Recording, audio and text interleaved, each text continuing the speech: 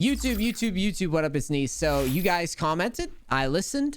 I've got Ross Boomsocks here today for a video for SummonerSpeak, the new podcast that we've launched. Yes, you guys said you wanted these talks from the boot camp to be a podcast format. So we're working on getting these out to you on YouTube. I'm going to try to do them at least once a week.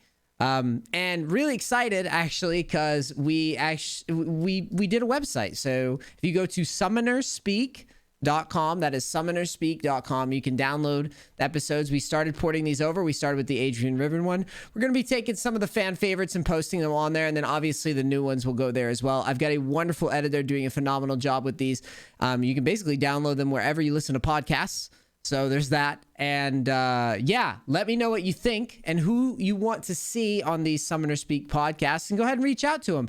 If they hit me up and the vibe's good, I will definitely do it. And the last thing I want you guys to tell me is if you like someone who isn't as casual, isn't as competitive, like Ross Boomsocks. He's been a friend of mine in this industry for a long time. We had a great conversation. He's been my buddy, my pal. I want to know what you think about the talk with him. If you want to see, not so much hyper competitive guys, if you want to see the occasional, the more casual content creator, the more chill content creator, I want to know what you think. I basically do this type of stuff because your guys' feedback. I would not have even done a podcast if you guys didn't say you wanted one. So yeah, there it is. So you can go to SummonerSpeak. You can download this. It's going to be on Apple. It's going to be on Spotify. It's going to be on Google Podcasts. It's going to be like anywhere that you listen to podcasts. So I said my piece. You'll enjoy this talk at the very least. Thank you very much. Enjoy. Okay. It's time. Dude, where were you, man? You were late. Sorry, I completely slipped. Like, I thought EST was like 6 hours. Do you know I'm ex-military? Do you have over 300 confirmed kills? Yeah, sorry, my bad, man. No, you're good. I mean, like late 2013, probably, right? Like, yeah, we've known each other for a long time, and we've both seen each other kind of get to where we're at. It just seems like so long. Like we've been a part of League for so long. Yeah, we've known each other for like we're pushing a decade at this point, dude. Oh my God, that's painful to think about how long we've been in the game, but Are you proud of it? Yeah, for sure. I mean, it's changed my life, right? So I've done anything with my life if it wasn't for League of Legends. What were you doing before League? I was studying law. And then I had to get jobs in like call centers and like restaurants to stop being evicted with my mom and my brother. So that was pretty much what I quit that fucking course because I was like, I can't afford to be here, and like we're gonna lose. Like I mean, it doesn't. A law degree means jack shit if we're on the streets, right? So it is what it is. But it was a good decision. It was got me into the workforce early. I was, forged in the fires of retail work, and oh boy. Yeah, one of the reasons that I brought you on here is generally up until this point, I've had, more comp guys or at least like try hard content, right? And I wanted to mix it up, and I've obviously known you for a while. I know that I was doing the boot camp, and for the boot camp, it didn't make much sense at the time. And then this thing morphed into like a podcast where, so many people like the talks that I was like, we're just going to turn it into a podcast. One of the reasons that I brought you on here is just basically because of the perspective that you have. How many subs are you on YouTube now? You've got to be like 805,000. Which is ridiculous. I mean, that is just ridiculous, and it's a testament to how consistent you've been in the scene.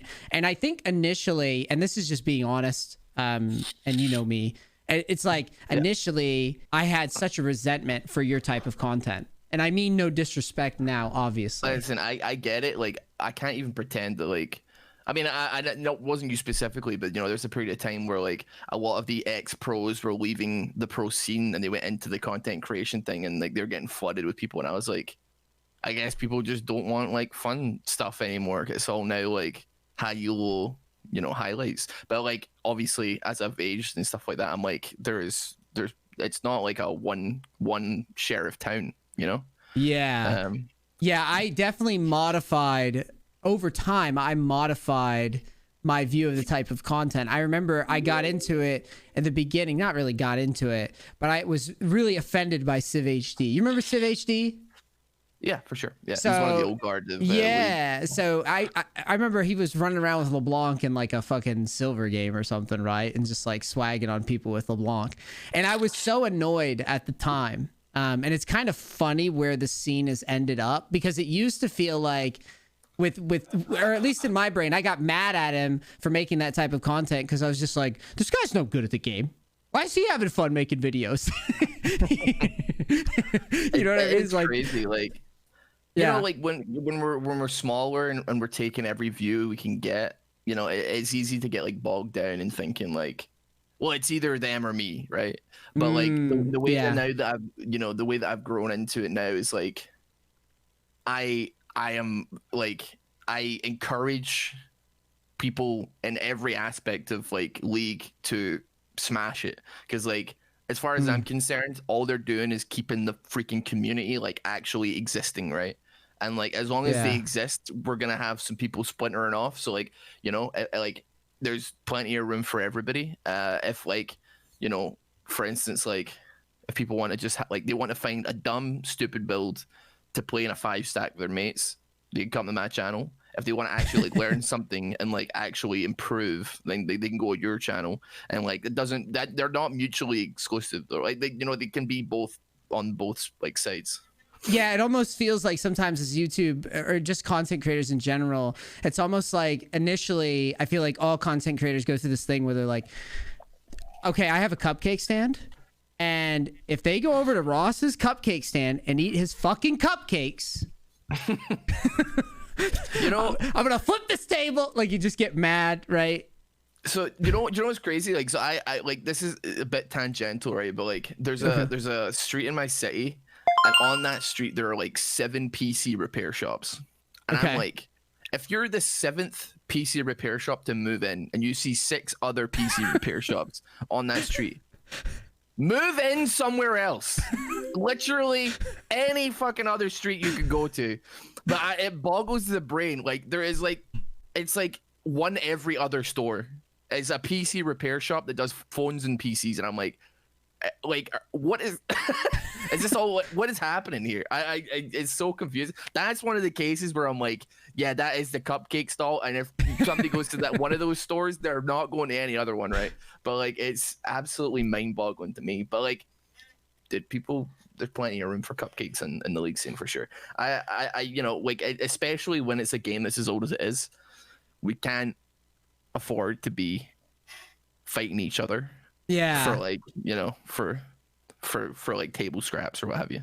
Yeah, and the reason I brought up the Civ HD thing, because it was weird actually, because I had him, because like I said, I was hating. Well, then one day the guy follows me on Twitter and just starts DMing me and like asking me about League stuff.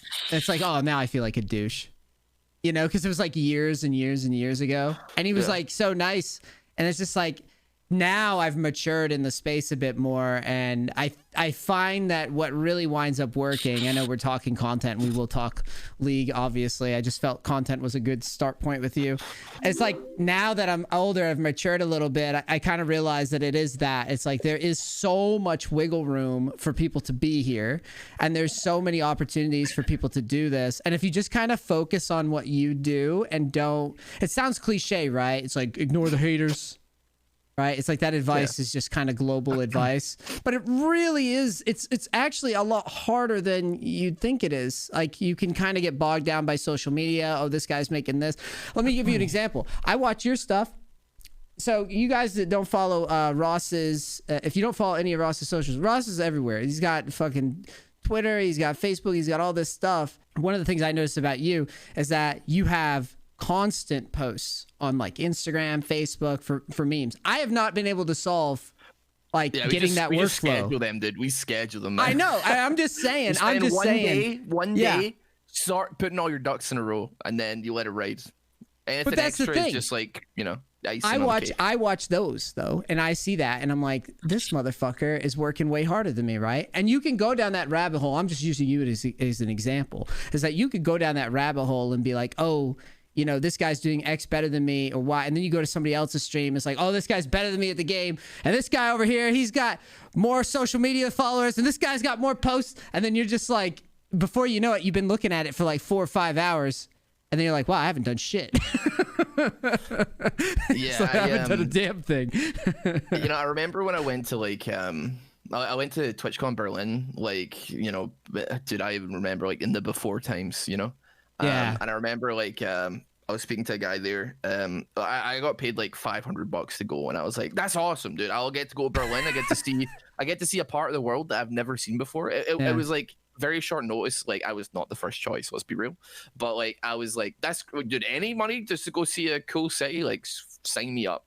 And I remember talking to a guy there, and you know, he was like, yeah, I was like, I'm not really much of a streamer, like, you know, I don't really know like what the hell I'm doing. This is like in one of the partner languages. And he's like, well, you're not doing badly, because like, first of all, you're like, we were paid to be here, but at the same time, if any of these people remotely were working as hard as they think they are, they wouldn't be here either, and they'd be capitalizing on like some of the biggest talents on planet Earth as far as the Twitch scene is concerned, and stealing their viewers.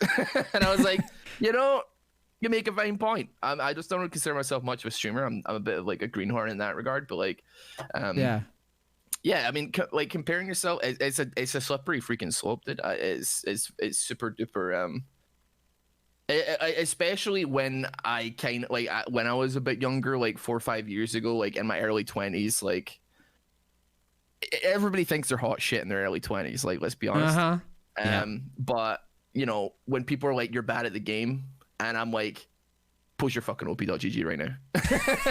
And I'm starting to throw hands. To be honest, I still throw hands, but it's more of like in a joking fashion. But like, you know, at some point you have to be like, if you wanted like your PC repaired, why did you come to a pizza shop? You know what I mean? Like, why? Like, if you're going to somebody who's coaching, you want the no bullshit. You want like the information you require and how to execute it.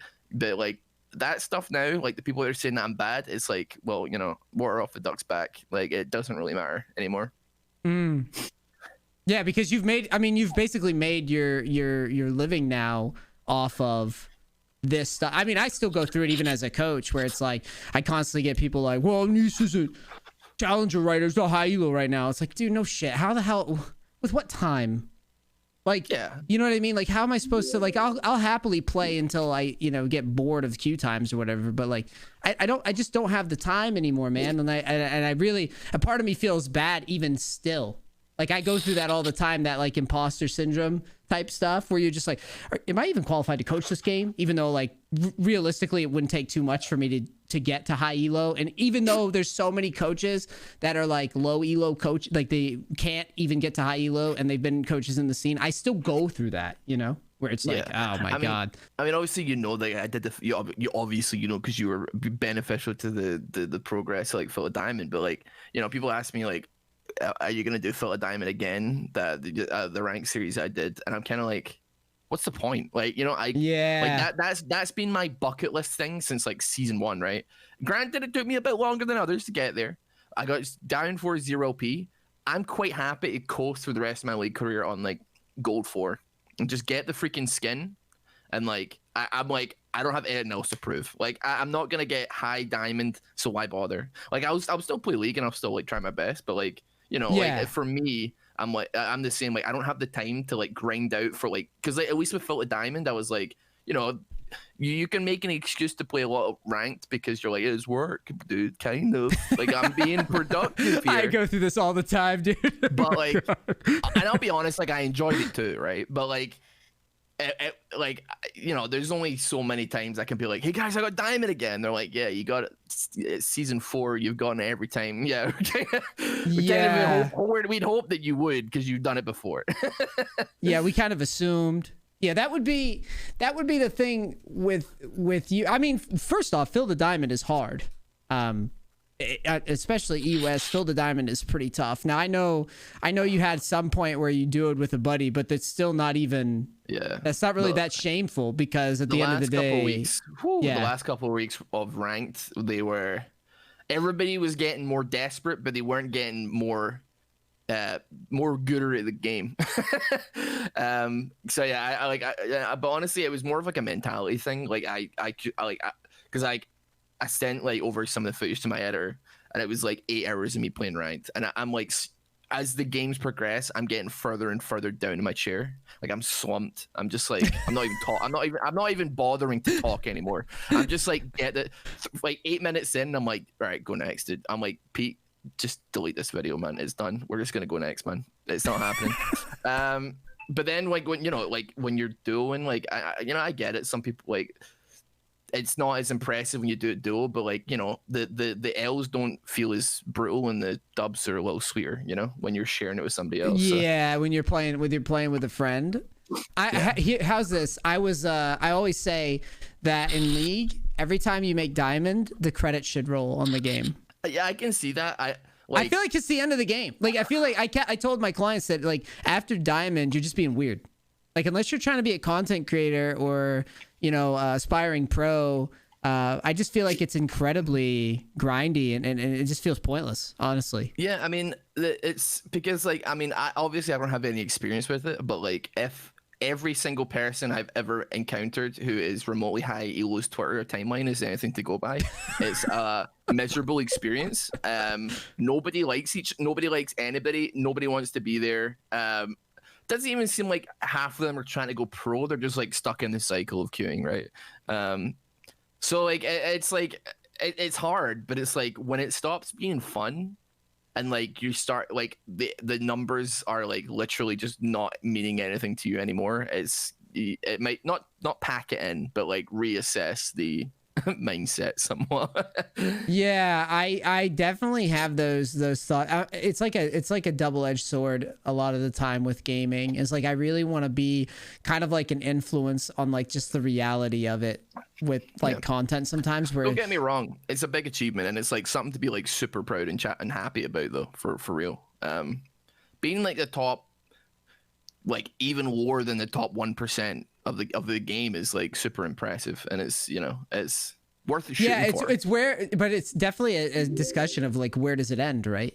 Because if you basically, I'll give you the story. I forget who it was. It was I can't think of his name. It was a couple worlds back, but basically the jungler was a Chinese player, was in solo queue and he was playing Lee Sin and the game was going bad, and it's him playing and he starts getting flamed by his top laner in the same exact way. By the way, this is the final boss of jungling as far as like that year was concerned, right? And he starts getting flamed by his top laner. It was a Maokai. I remember the clip. And the guy is literally running around with the world skin that he got from Riot because he was the world champion, right? They made a Lee Sin skin after him. And he's just still getting flamed by this guy. And he's just like, yo, this is my skin, bro. Like, and so it doesn't matter where you are. And that's what I guess I'm trying to say is there's never going to be a point where you go into a game and you make a play and your teammate's like, I respect that guy's misplay. Right? Like they'll always blame you no matter who you are. You could be literally the greatest player in the world.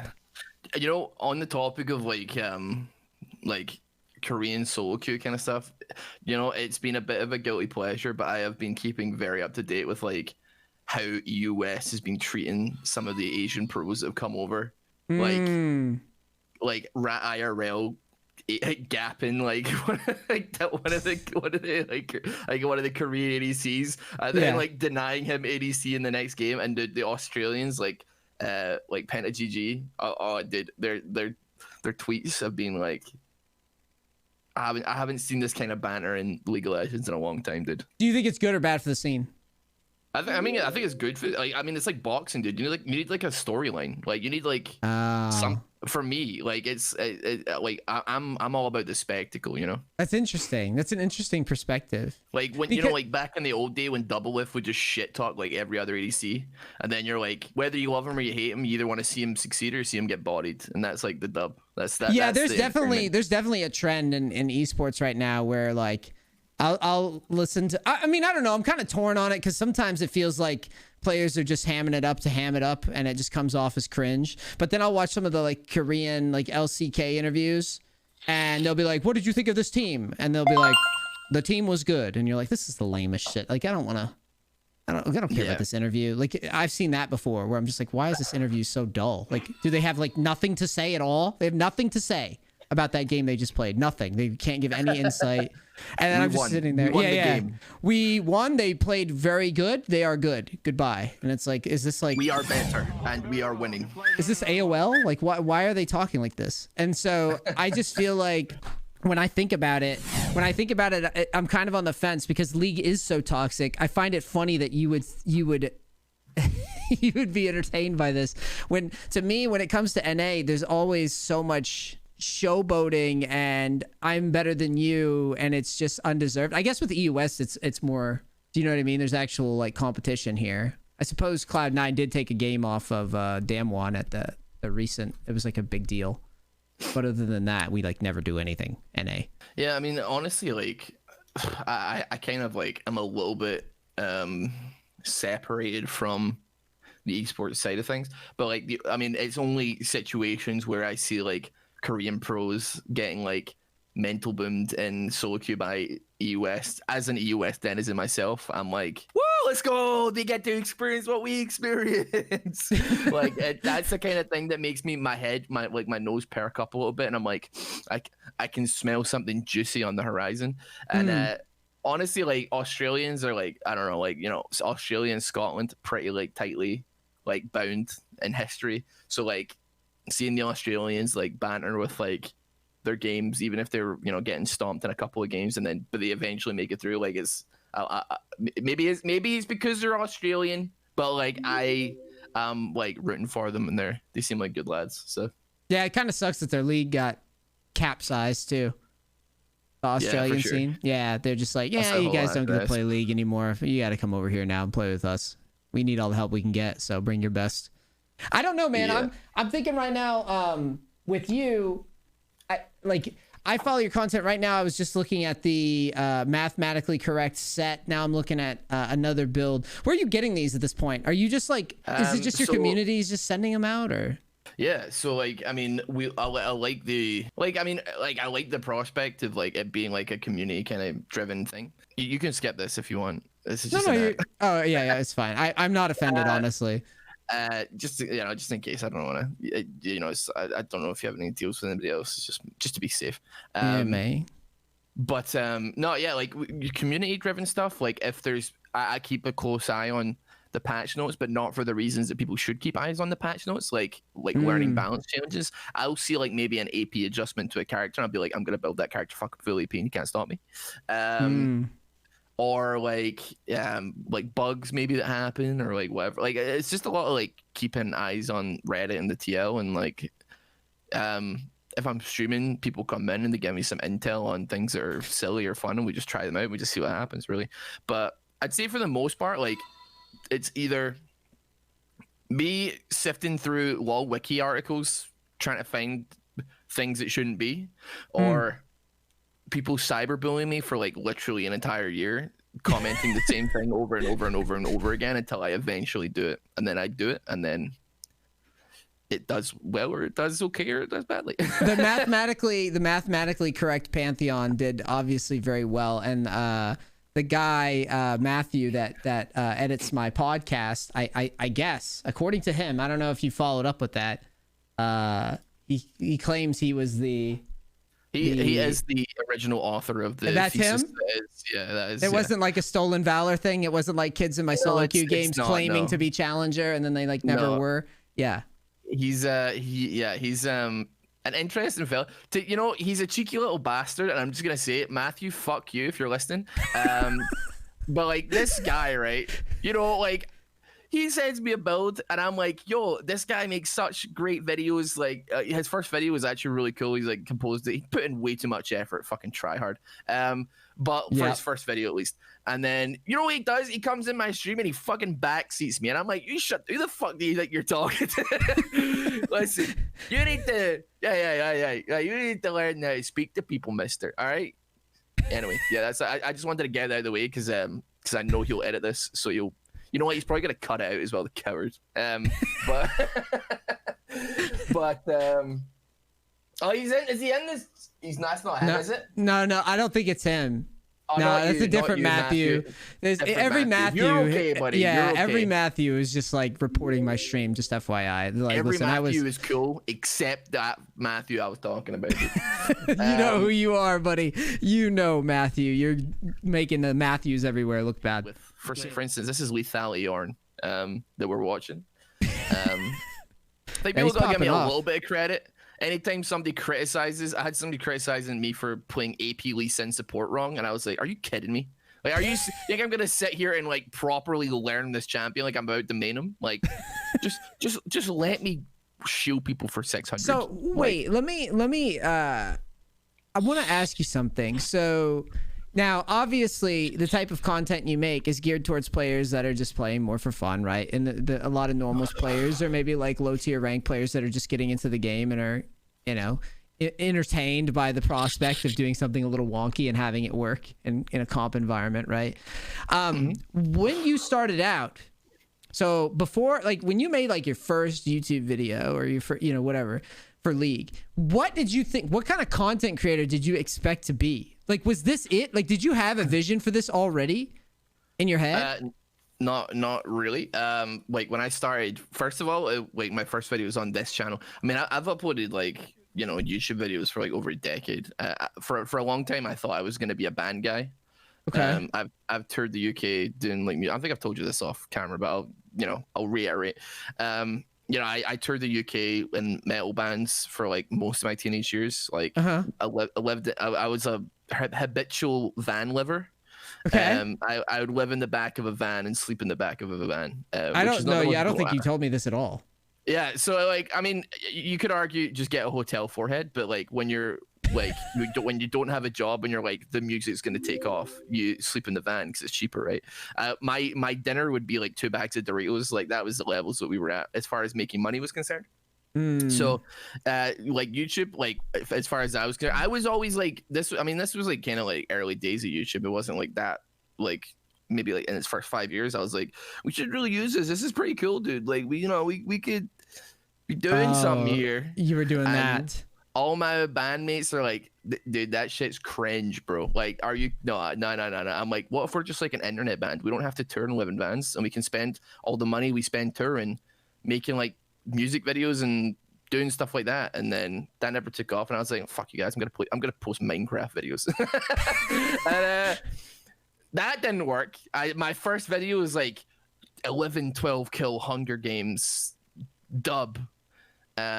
So you started kind of competitive.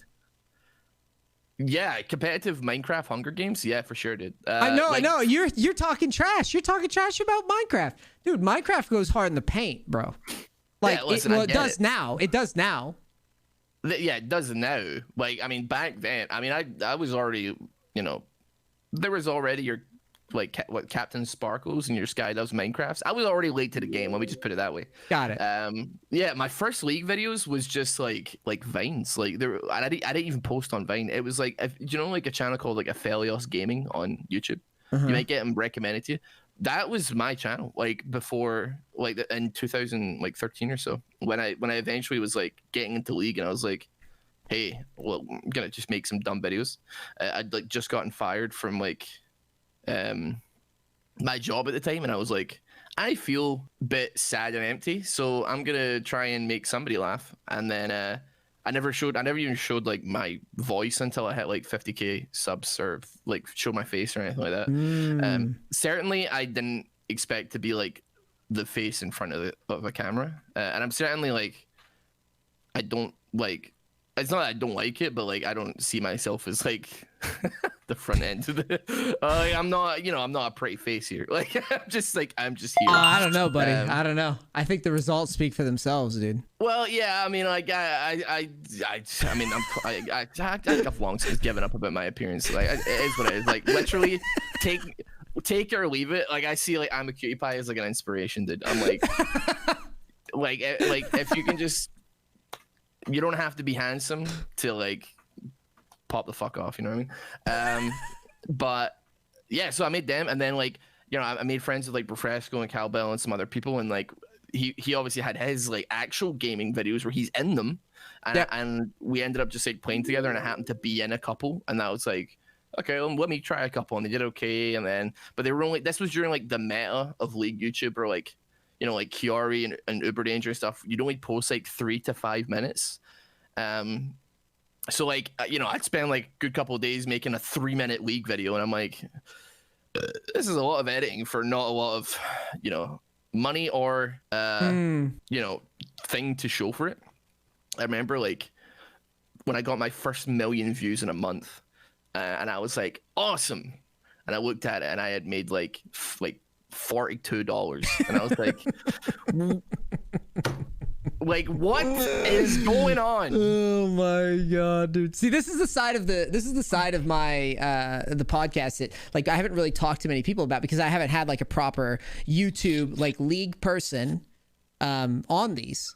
I mean, most of my guests so far have been like like I said, like just like comp streamers, but you never really see the other side of the coin in terms of, because for me, like I've kind of like life hacked YouTube at this point for what I do. And the reason why I asked how you landed on what you land on with in terms of the content that you create is I think it's just what your fans like and what you seem to do okay at, right? So for me, it was like, I wish I was capable of being that guy that could just play and be entertaining enough, right? To just play and make it work. But that never seemed to really resonate, or I was just too late to the game, right? It's one or the other. And so with me, it was like coaching seems to work pretty well. And I'm also an opinionated guy. So it's a natural little transition to be doing coaching the way that I'm doing it now. But the reason that I bring all this up and that I ask you about it is because I just find it funny how content creators tend to just land where they land. And then you look back however long later and you're just like, dude, how did I get here? Because I was looking at my first video and it was like, it was very cringe. Yeah, right? I mean, like when we went into 2019, I was like, this is it. I was like, I don't think I can like do YouTube much longer. Like I don't mean that in like I've made so much money I've quit. I was like, it taken a pretty severe mental toll. Because like my channel, like you can look at like a Social Blade or what have you, and you can see like from like 2016 to 2019, the channel was like just like in shambles, and like it had taken a serious toll, and then I went and like I but like 20, like as I say, like, you know, the chips just kind of fucking like landed where they fell. And like, you know, I was always kind of like, if I get another opportunity to like do this and people give a shit, then like I'm not gonna fuck it up this time. Because like I'd done it before, one video does really well, and then I'm like, oh, this is gonna be it forever. And then I start experimenting too fast or trying different shit that shouldn't be tried. And I'm like, but we had one video that went well. I think it was like 19th of March. It was like a Darius video, and it was just one format worked. And I was like, right, Maisie, get the coffee on. We're going all night. We're gonna just pump out as many videos. Like we're just gonna try and like make this comfortable, cozy piece of content that like is there every single day at the same time. Like, because that's really all I wanted to do. Like, just be like a reliable source of like something for someone. So like 8 p.m. GMT, come rain or shine, fucking earthquake, I don't care. You're getting a goddamn fucking YouTube video. You can watch it if you want. It's up to yourself. I will not force you to watch it. But like that's really all it was. And like, dude, like the mental health like has, I'm not too like laser beam focused in on the views. Like it doesn't bother me as much as it did. You back in the day, like if a video was 10 out of 10, I was like, right, well, I'm in a shit mood today. And if it was 1 out of 10, I'm walking on sunshine. But you know, we're actually at a point where like number 10 is only like 4,000 views off of number 1. So yeah, I want to piggyback off this real quick, and I'll let you get back to it. So what he's referring to, guys, is I'll show it on stream. I mean, on the if this part makes it to the podcast, basically what it is YouTube has like a little thing, and every time you post a video, it'll tell you your ranking, right? So you can see here the video I posted. The dopamine rankings. Yes, these things are toxic, guys. So basically what they do is like this video I posted here, it's in the middle of the road. It's not doing great. It's not doing amazing. It's not doing terrible, but like it's in the middle of the road. This is what he's referring to with these rankings. So when you post, some days YouTube will just be like, dude, you suck, kill yourself. And then other days, YouTube's like, ooh, I like that video. Your audience likes that video. You should post that video again. And then you're like, I don't know if I can match that. And then you post it, and then YouTube's like, no, you suck again. Right? Like, that's pretty much how that winds up. So anyways. But yeah, we're in a position, as I say, like, where number 1 is like less than 5K views off number 10. And I'm like, that's an equilibrium that I can live with, right? Like, it's like we're like 3 videos in the middle of the pack are on the same 100 amount of views in that time. And I'm like, that's just like, if consistency is my biggest problem, I don't have any fucking problems, right? Like, if I actually like just straight up know how many people are gonna watch it within this time frame, within a margin of like a couple thousand views, and I'm like, I'm living on sunshine, and like the numbers are just like pinging off me, I don't care. Like, I'm totally fine with it. Like, after relinquishing, letting go of the YouTube monster to some degree, and just like fuck the views, just focus on like what you're actually doing. It's been absolute wonders to the mental, for sure. Because it's, you know, I just say it's a toxic beast when you obsess, it's just you know, you're saying earlier, you just end up like looking at other people's views for like 4 or 5 hours, and you're like, I could have done so much in this time. Yeah, it's interesting. One tie-in that we could definitely have for League is that how people kind of obsess over their rankings, right? And you were talking earlier about how when, you know, I never want to tell people that I never want to tell people to not try to succeed at what you do. I'm gonna make a statement. You tell me if you agree with it or not. I believe that if you're gonna play League of Legends all day, and that you're free to call me an asshole if you think it. I say if you're gonna play League of Legends, you know, 80 hours a week, you better be trying to do something with it. Am I an asshole? I think it's kind of case by case, really. You think? Realistically, yeah. I mean, like, you know, like, it depends on. I mean, like, I could probably guarantee that during quarantine, like, many people have spent a lot of hours playing League, and it's just a kill. Well, that's time, that's a nuanced. That's a new one, yeah. I guess, yeah. But, yeah. But I mean, that's what I'm saying. Like, it's kind of case by case, to be honest, right? Like, okay. I think, like, yeah, if you want to get better at the game, then like. Well, I just meant beyond getting better at the game. I mean, turn it into something that it doesn't have to be. By the way, it doesn't have to be a skill thing. Like, here you sit. You just said it yourself. You're making a video like every day, right? Like, you're making a video every day to try to live off of this game, right? I know people that play all day, every day, and they have nothing to show for it. They haven't set a goal. It's just been nothingness. And I find that personally, I have this discussion all the time with people, and this is why I brought it up with you, because I think you're an interesting person to ask this type of question. And to me, I feel like if you're not gonna do anything with it, I feel like that's incredibly dangerous, right? Like, it borders on like, it's like, to me, it almost feels as unhealthy as like cigarettes. I mean, like, I kind of don't know how to come at this, because like when like a WoW expansion drops, like, you know, you know, I may spend like 8 to 10 hours a day playing the game. You know, it's like a vacation, though. Almost. I'm not going for it. Do I think it's healthy? Like, no. Has WoW expansions almost killed my channel on multiple occasions? Yeah, for sure. And maybe you could argue that it succeeded at one point. But you know, like, as I say, it's super duper case by case, man. Like, because, like, you know, at the end of the day, like, many people use the game for like escapism, right? And I think, like, you know, life's kind of a bitch, and then you die, and whatever helps get through that, you know, like, it kind of like. It really is fair game, to be honest. Like, I can 100% see like your prospect on it as well. Like, but like, I'm kind of just like on the fence, I suppose. Like, oh, you're not offending me. I'm intrigued. Yeah, I'm just on the fence for sure. I'm Switzerland in this particular situation. Like, I think that, like, I don't know about necessarily about it being like, you know, I can see what you're saying, like, it's almost being as bad as cigarettes. I think addiction in any form is like like damaging, and I think most certainly gaming addiction is a new one. Yeah. For sure. Fucking Fortnite Zoomers are making the news back in 2017 on the regular for gaming addiction and stuff like that. But like, it's like, you know, people, it's like I've got friends that are like, oh, weed's not addictive and like it doesn't affect me. And I'm like, dude, you're a lethargic, boring son of a bitch and you smoke weed all day. Like, it may be not affecting your health, but it's certainly affecting my fucking outlook on you, right? Yeah, and that's what I guess that's what I'm trying to get at, is that I think it's an uncharted discussion, because you're never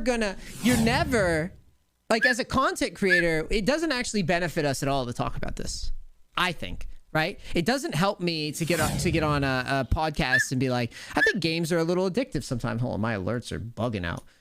It doesn't really benefit me at all to be like, oh, game's addictive. In the same way that a gaming company doesn't get any benefit at all by saying that the game's addictive, right? Would you agree? Like, there's no real purpose to saying it. Yeah, go ahead. Yeah, we've got no skin in the game as far as it's concerned. Like, it's like, it doesn't benefit us to stop people playing. But like, you know, I think everything in moderation is like. And I say this knowing full well that I do not practice. Say as I do as I say, not as I do. Like, you know what I mean? Like, yeah, I do. I'm gonna, like, if I have kids, I'm gonna be like, motherfucker, you better finish your homework, knowing full well that I never once finish my homework before playing video games, right? But like, you know, like, it's the thing is, like, obviously, like, every situation is so freaking nuanced, and like, there's so many different reasons why somebody could or will want to pump so many hours into gaming. It's so hard to make like a blanket statement being like, this is good or this is bad, because like, I mean, I like, surface level, I'm like, yeah, it's bad, like, nobody should be playing games for that long. But then I'm like, I've done it, and like, it just was like coping, you know, like, just coping with whatever the fuck was going on. And did it help? Like, I don't know if help's the right word, but it like got me through the time period where, and I, you know, maybe felt better at the end of it, right?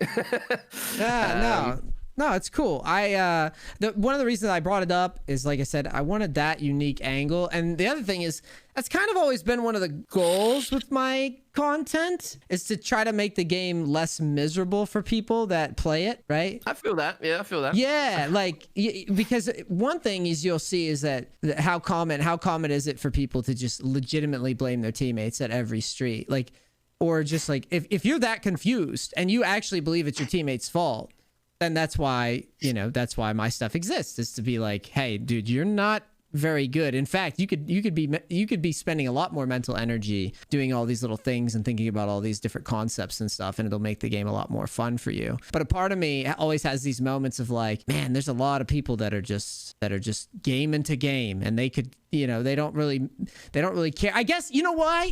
I figured it out. I figured out why this is such a topic with me. It's because it's a team game. It's because it's a team game. That's why. You're a competitive sports kind of guy then, I guess, like in high school.